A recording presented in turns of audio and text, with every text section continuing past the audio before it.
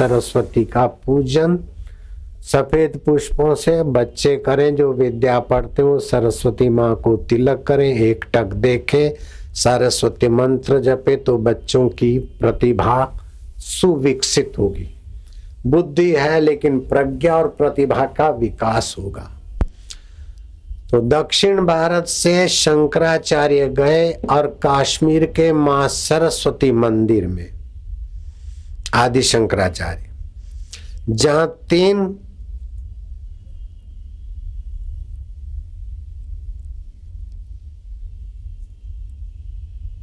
दिशाओं के विद्वानों के लिए तो गद्दी भरपूर थी, लेकिन दक्षिण का कोई ऐसा सुज्ञ सफल विद्वान पंडितों की परीक्षा में उत्तीर्ण हो जाए, मां सरस्वती की परीक्षा में उत्तीर्ण हो जाए, नहीं मिला था।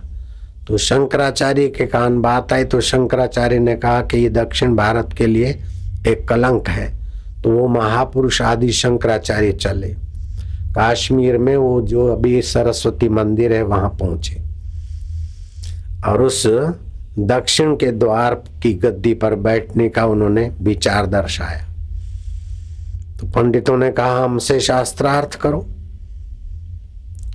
पंडितों से शास्त्रार्थ करने में भी विजयी हो गए। तो मां सरस्वती प्रकट हुई कि तुम इस मेरी पीठ पर बैठने की अनधिकार चेष्टा क्यों करते हो? बोले मैया शास्त्रार्थ में मैं भी सफल हुआ हूं। बोले तुमको पता है कि तुम रानी के साथ संसार का अनुभव करने को गए थे, संन्यास लेने के बाद भी। शंकराचार्य ने कहा मां बिल्कुल आप सत्य बोल रही हो।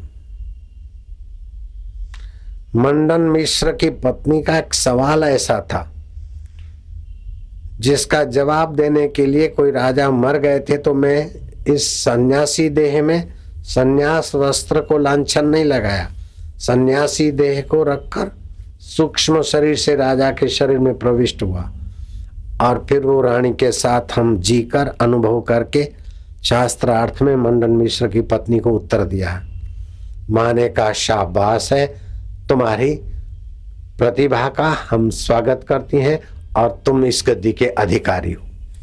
तो मानना पड़ेगा कि सरस्वती मां